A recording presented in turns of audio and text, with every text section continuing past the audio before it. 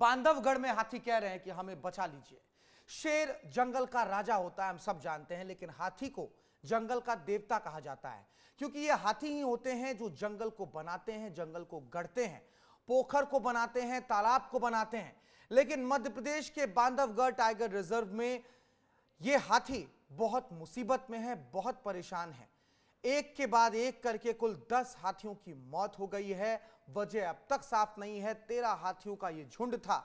10 हाथी अपनी जान गंवा चुके हैं और बाकी के 3 हाथी पूरे इलाके में उत्पात मचा रहे हैं। इन सब के बीच सवाल भी बहुत हैं और बवाल अभी भी जारी है।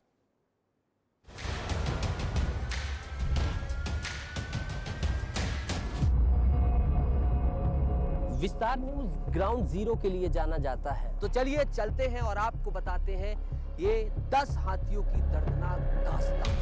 पीछे वाटर होल है।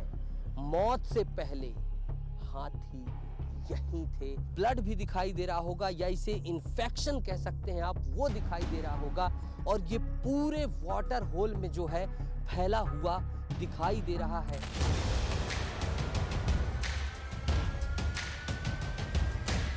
कुल मिलाकर सभी हाथियों को जो है इधर दफना दिया गया और ये जो मेडिकल सैंपल बचे होंगे इनको जो है जला दिया गया।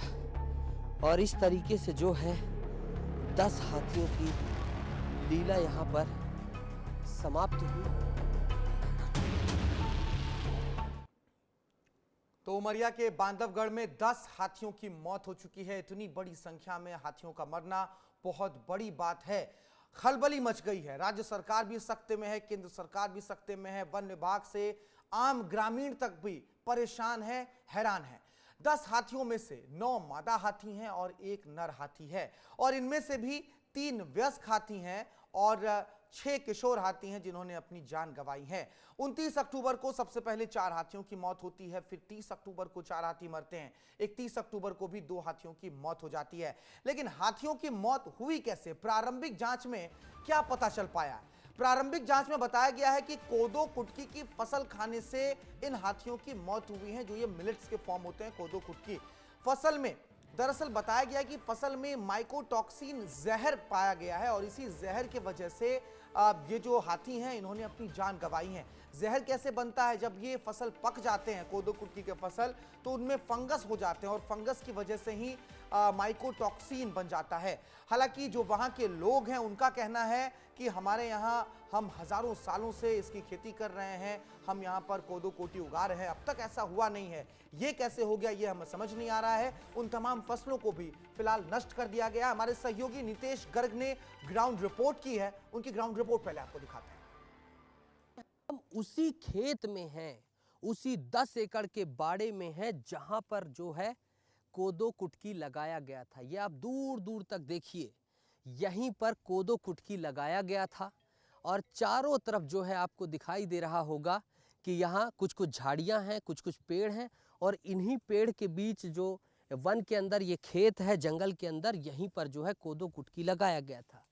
जो 10 प्यारे प्यारे हाथी थे वो ऐसे ही कुछ बाड़े को तोड़ते हुए भूख के लिए आए थे, क्योंकि 300 केजी हाथी को खाना चाहिए होता है, वहीं 160 लीटर उसे पानी पीना होता है। जगह जगह पर जो है टूटा हुआ बाड़ा आपको दिखाई देगा। किशोर मेरे सहयोगी दिखाइए आप बाड़ा किस तरीके से टूटा है। और जहां मैं अभी बैठा हूं, जहां मैं हूं अभी मौजूद हूं, ये आप देखिए, ये कोदो की फसल, कुटकी की फसल काट दी गई है। ये हरा वाला हिस्सा था और हरा हिस्सा ही जो है हाथियों ने खाया था, क्योंकि जो दूसरी तरफ का हिस्सा है वो सूखा हिस्सा है। उस हिस्से को जो है हाथियों ने नहीं खाया था, क्योंकि वो फसल सूख गई थी। हाथी सूखी हुई चीज़ें नहीं खाते हैं। हरे वाले हिस्से को जो है काट दिया गया और काटने के बाद सूखे वाले हिस्से को भी जो है कुछ कटाई किसानों ने कर ली थी, बाद में कुछ कटाई की गई और काटने के बाद जला दिया गया। किशोर दिखाइएगा सामने तस्वीर, किस तरीके से यहाँ पर जो है कोदो कुटकी को जो है ये काटा गया और इसको पूरी तरीके से यहाँ पर जला दिया गया है। और जो इनके सूखे ये खेत है इसको भी जोत दिया गया है कल्टीवेटर के द्वारा।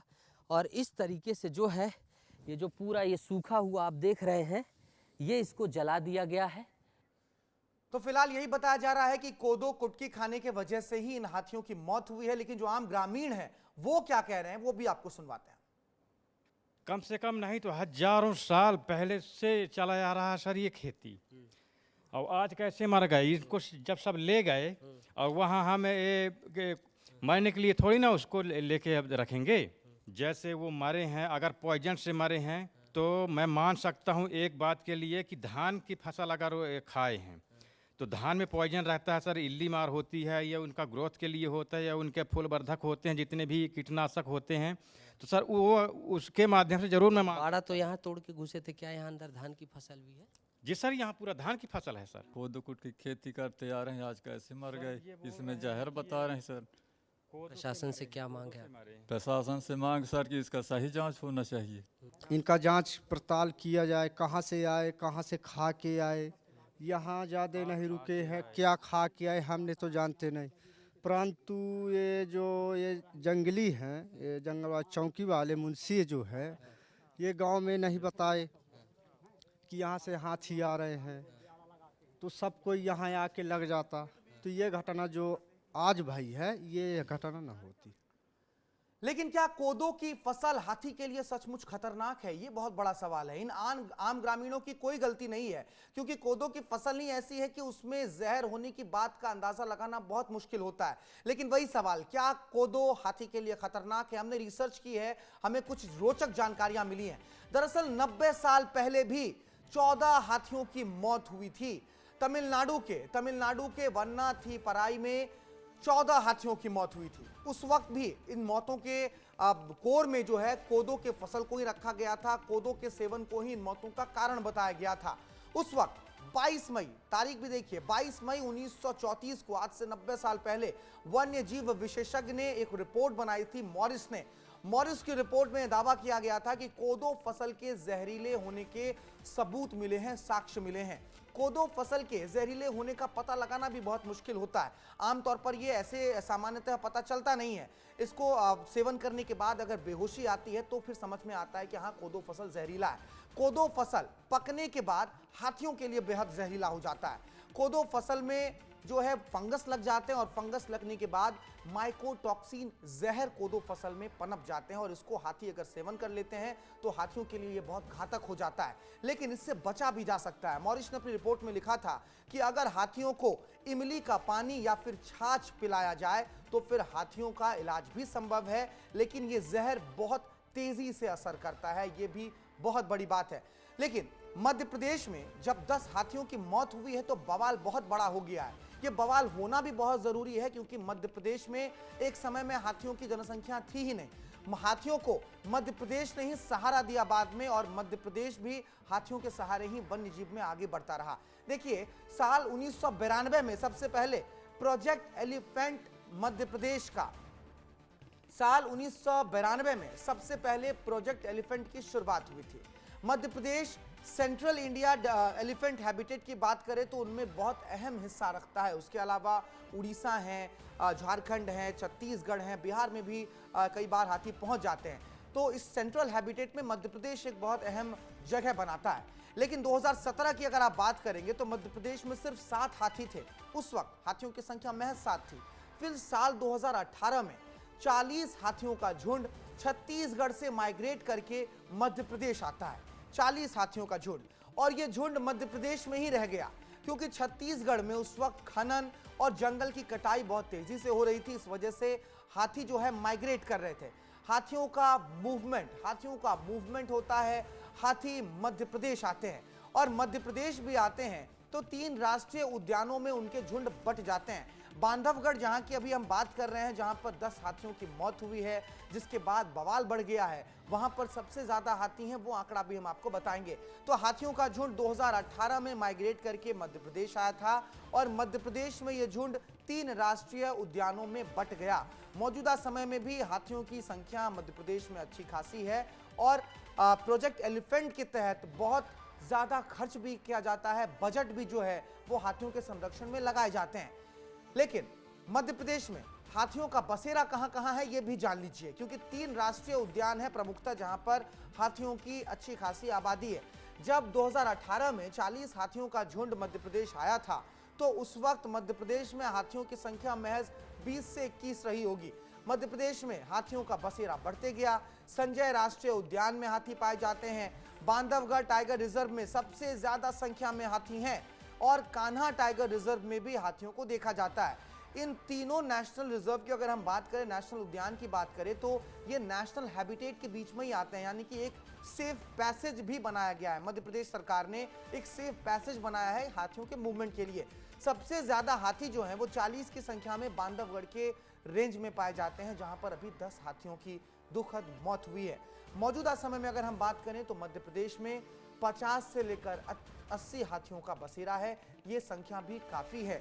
हालांकि हर 5 साल में हाथियों की जनगणना होनी होती है, लेकिन अभी जो 2023 में जो आंकड़े जारी हुए हैं उसके मुताबिक 50 से 80 के आसपास हाथियों की संख्या मध्य प्रदेश में है। इसमें भी नई रणनीति को अपनाया जा रहा है। यही कारण है कि इस घटना के बाद राज्य सरकार के साथ साथ केंद्र सरकार ने भी जांच दल गठित कर ली है। बहुत बड़े स्तर पर जांच हो रहे हैं। हाथियों की मौत पर सरकार सख्त है। मुख्यमंत्री ने फील्ड डायरेक्टर को सस्पेंड कर दिया है। केंद्र सरकार ने भी स्वतंत्र जांच दल भेजा हुआ है। आज बहुत अहम बैठक हुई थी, उस बैठक की तस्वीरें और बयान भी सुनाएंगे आपको, लेकिन हम आपको पहले बता रहे हैं कि जांच का दायरा कितना बड़ा है। केंद्र सरकार ने भी स्वतंत्र जांच दल भेजा हुआ है मध्य प्रदेश में।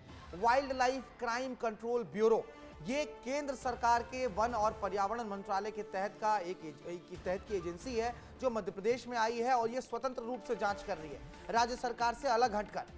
राज्य सरकार ने भी जांच दल को गठित किया है। 5 सदस्यीय जांच दल की घोषणा हुई है। इसमें अपर प्रधान मुख्य वन संरक्षक अध्यक्षता कर रहे हैं और 5 सदस्यीय जांच कमेटी बहुत जल्द ही अपनी रिपोर्ट भी सौंपने वाली है। पोस्टमार्टम के बाद तमाम अवशेषों को लेकर लैब पहुंचे हुए हैं सभी लोग। अभी जांच चल रही है। ऑटोप्सी रिपोर्ट आने के बाद ये साफ हो जाएगा कि क्या ये मौत भी 90 साल पहले तमिलनाडु में जो 14 हाथियों की मौत हुई थी उससे जुड़ी हुई है या फिर यहाँ पर मामला कुछ अलग सा है। ये तो जब पोस्टमार्टम की रिपोर्ट आएगी तभी पता चलेगा।